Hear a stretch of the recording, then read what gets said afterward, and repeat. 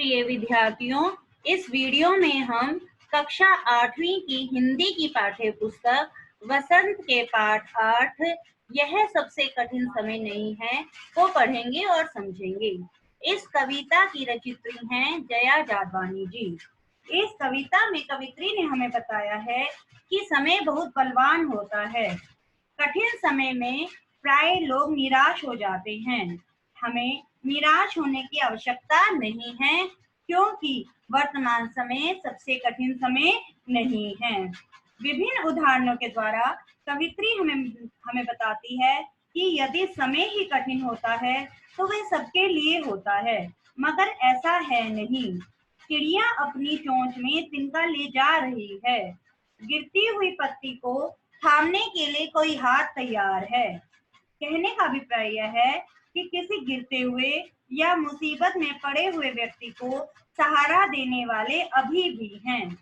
रेलगाड़ी रुकी नहीं है, इसलिए रेलवे स्टेशन पर इतनी भीड़ है। रेलगाड़ियां पूरी यात्रा कर रही हैं।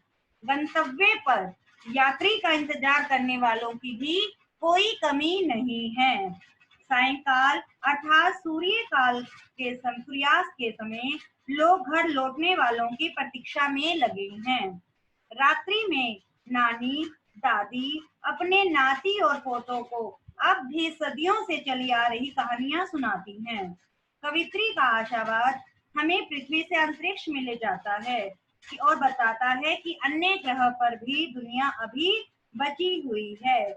इन सभी बातों से आशा ही नहीं जगती, बल्कि पूर्ण विश्वास हो जाता है कि अभी कठिन समय नहीं है और किसी को भी निराश होने की आवश्यकता नहीं है। आइए अब हम कविता पढ़ते हैं।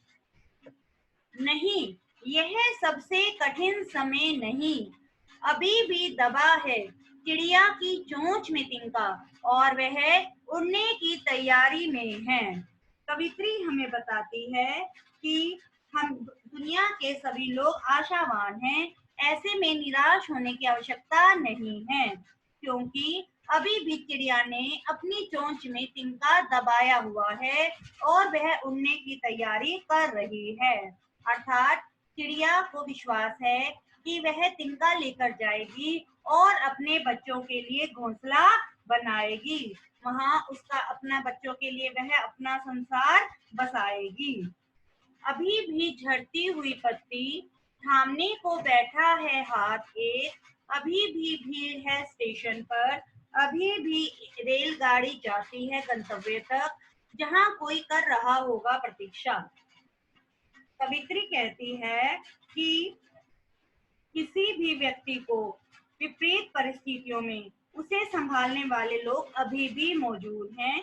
पेड़ पर से गिरती हुई पत्ती को भी सहारा देने वाला कोई हाथ मौजूद है। मानवता अभी जिंदा है।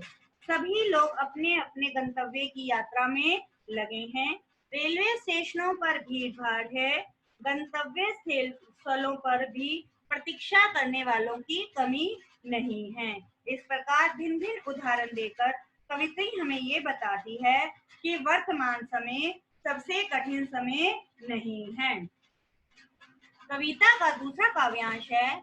अभी भी कहता है कोई किसी को, जल्दी आ जाओ कि अब सूरज डूबने का वक्त हो गया। अभी कहा जाता है उस कथा का आखिरी हिस्सा जो बूढ़ी नानी सुना रही सदियों से दुनिया के तमाम बच्चों को। अभी आती है एक बस अंतरिक्ष के पार की दुनिया से, लाएगी बचे हुए लोगों की खबर। नहीं, यह सबसे कठिन समय नहीं है। इस कविता में कवित्री आशा का संचार करते हुए कहती है कि अभी भी सबसे कठिन समय नहीं है। सूर्यास्त के समय लोग अपनों के घर वापस आने की प्रतीक्षा कर रहे हैं।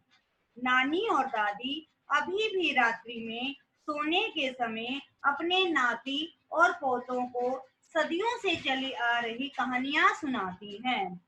जीवन पहले की तरह ही चल रहा है, क्योंकि वर्तमान समय सबसे कठिन समय नहीं है। अतः हमें निराश होने की आवश्यकता नहीं है। अंतरिक्ष में नई दुनिया की खोज करने जो बस या यान गया है, उससे ये खुशखबरी मिलने ही वाली है कि अन्य ग्रहों पर भी लोग बचे हुए हैं। अतः हमें निराश होने की आवश्यकता नहीं है। यहाँ हमें कवित्री ने हमें आशावादी दृष्टिकोण रखने के लिए कहा है।